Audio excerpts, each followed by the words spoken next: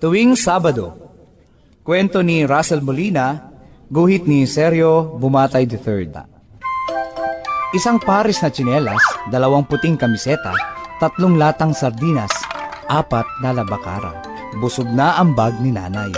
Kumpleto na po ang lahat! Handa na ang aming dala-dalahin. Abala kami ngayong umaga, Sabado kasi.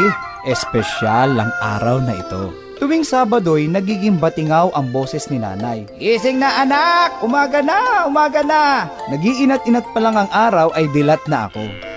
Maagang gumugulong ang aking banig sa sulok. Maaga rin nagtatawag ng almusal! Ang kalderot, sandok. Maliligo, magsisipilyo, magbibihis, mag-aalmusal, magpapakain ng aso. Tuwing Sabado'y nagiging kidlat ako. Sa sobrang bilis ko, di makahabol ang aking anino. Tuwing Sabado ay masaya kami ni nanay. Wala akong pasok sa eskwela, si nanay naman ay hindi tumatanggap ng labada.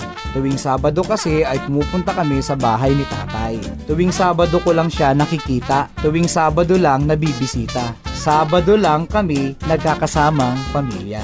Handa ka na ba? Malayo pa ang biyahe. Yan ang laging paalala sa akin ni nanay. Opo, opo, opo. Ang mabilis ko namang sagot. May kalayuan ang bahay ni tatay. Tatawid pa kami ng ilog, sasakay ng bus, aangkas sa pedicab, at maglalakad ng maglalakad. Bilang ko ang mga hakbang papunta sa tarangkahan ng bahay ni tatay.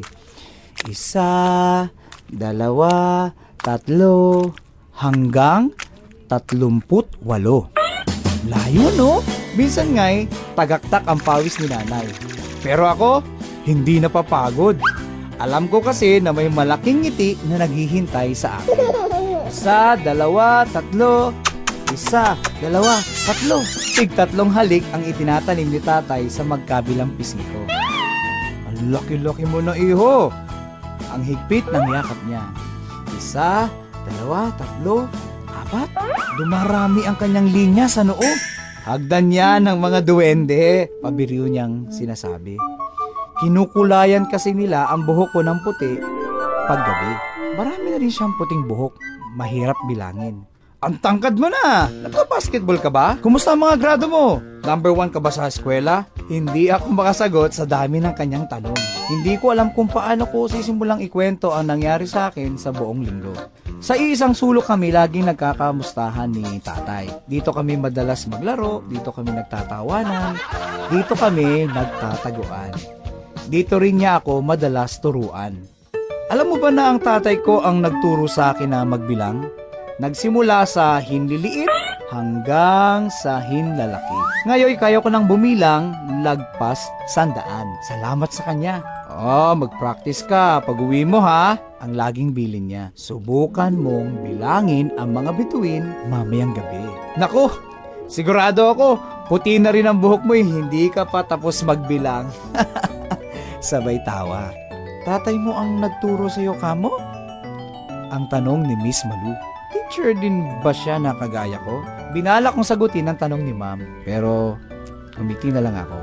Pag sinabi ko kasi ang totoo ay baka hindi siya maniwala at palabasin pa ako. Pambihira kasi ang tatay ko. Kapag nakikita ko siya tuwing Sabado ay laging nag-iiba ang kanyang anyo. Laging may handang sorpresa sa bawat bisita ko. Ako, si Maestro Mahikero, sikat ng salamangkero. Ang bati sa amin ni tatay noong nakaraang Sabado. May suot siyang pulang kapa, mukhang kumot yata niya, at sombrerong gawa sa dyaryo.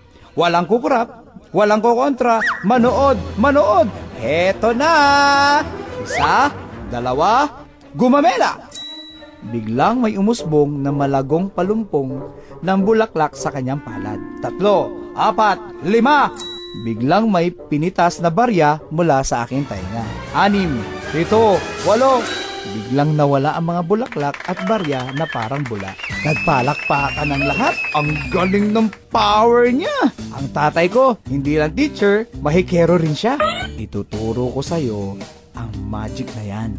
Ang bulong niya. Para pag malungkot kayo'y merong mapaglilibangan. Isang Sabado ay ginulat muli kami ni tatay. Sa harap ng kalan na yari sa lata ng biskwit, nagpakita siya ng kakaibang magic. Putol, tadtad, halo, gisa, buhos, kulo. Si tatay nagluluto. Parang nagsisirko ang mga Ricardo sa kada kumpas ng kanyang sandok. Napapaindayog ang apoy sa kanyang kanta. Langis, sibuyas, kamatis, sandakot na mais, sopas, paspas, bilis. Sa isang higlap ay mainat na ginarep na akong kaharap. Higup, ihip, higup, ihip, higup. Sarap! Ang tatay ko, hindi lang teacher at mahikero, kusinero din pala. Ituturo ko sa'yo ang pagluto niyan. Ang sabi niya, para pag may sakit si nanay ay meron kayong mainit na sabaw na mapagsasaluhan. Nung natapat sa Sabado ang Pasko, tuwang-tuwa ako. Kakaibang sorpresa kasi ang mga regalo ng tatay ko. Alam niyo ba kung ano-ano? Isang usa, 2 plapla, 3 balyena, 4 na agila. Lahat ay gawa sa lata. Lahat ay hinubog niya. Manghang-mangha ako sa kanyang mga likha. Ngayon lang ako nakakita ng ganito. Kumikinang pag inaplos ng araw. Salamat po. Inggit na inggit nga ang aking mga kaklase nung dinala ko sa eskwela. Wow! Ganda ha! Walang ganyan sa mall. Ang paghanga nila. Gawa ng tatay ko mga yan. Ang pagyayabang ko. Di lang siya teacher, mahikero, kusinero, sculptor din pala. Ituturo ko sa'yo kung paano gumawa niyan. Sabi ni tatay habang hawak ang isang lata ng sardinas. Kahit na kapos sa pera, may mapaglalaroan ka. Tuwing Sabado, bago ako umuwi, ang paborito naming sulok ay nagiging entablado. Sa bawat kwento, si tatay ay muling nagpakapalit ng anyo. Minsan siya ay prinsipe, astronaut o higante. Minsan na may pintor, kutsero o kapre. Mambihira talaga ang tatay ko. Saan ka galing? Ang salubong ng mga bata sa kanto. Sa bahay ng tatay ko, ang pabulong na sagot ko. Ang tatay kong teacher, mahikero, kusinero, sculptor, priest. Nalunod ang boses ko sa lakas ng kanilang tawanan. Anong pinagsasabi mo? Ang bungis-ngis ng isa, Eh di ba? Bilanggo ang tatay mo? Ito ng bahay. sabat na may hawak ng bola. Di ba? Sa preso siya nakatira.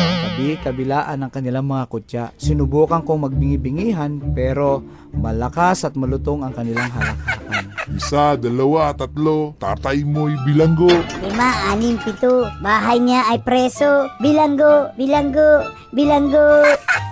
Tuwing Sabado, kapag naririnig ko ito, nagiging bulkan ako. Nagbabaga ang ulo ko. Nagiging bato ang kamao ko. Gusto ko sana silang suntukin kaya lang naalala ko ang bilin ni tatay sa akin. Iwas sa gulo, lumayo sa basag ulo. Walang nagagawang maganda ang pagpatol sa mga nanunukso. 1, 2, 3, 4, 5. Nagbilang na lang ako at humakbang papalayo. 6, 7, 8. Sayang at hindi tumatalab ang magic sa kanila. Hindi ko sila mapawala na parang bula. Magsasawa rin yan. Ang sabi ni nanay sa akin, huwag mo na lang patulan. Di kasi nila kilala si tatay na gaya ng pagkakilala ko. Kailan ba ang uwi mo? Hanggang kailan ka rito? Ilang Sabado pa? Ilang linggo? Di nakasagot si tatay sa dami ng mga tanong ko. Napapikit siya. Napuwing ata sa hangin. Sabay yakap sa akin. Parang ayaw na niyang bumitaw. Siguro ilang Sabado pa siya rito. Naisip ko, hindi kayang bilangin ang mga daliri ko. Tuwing Lunes, Martes, Miyerkules, Huwebes, Biyernes at Linggo, ang sabi ng tatay ko, ikaw muna ang bahala, iho. Alagaan mong nanay mo. Huwag maging sakit ng ulo. Gamitin mo ang lahat ng itinuro ko sa'yo. Sabay kindat sa akin. Ikaw muna ang tatay habang wala ako. Napangiti siya. Pati ang mga linya niya sa noo ay parang ngumingiti rin. Tuwing Sabado ng gabi, bago matulog, ay binibilang ko ang mga bituin na sumisilip sa bintana. 1, 2, 3. Sabi nila, pwede ka raw humiling sa mga bituin. Ewan ko kung totoo. 4, 5, 6. Wala naman sigurong masama kung susubukan ko. Isa lang naman talaga ang gusto ko. 7, 8, 9. Sana bukas pagising ko, Sabado ng muli. 10. At ito ang kwentong tuwing Sabado ng Lampara Books.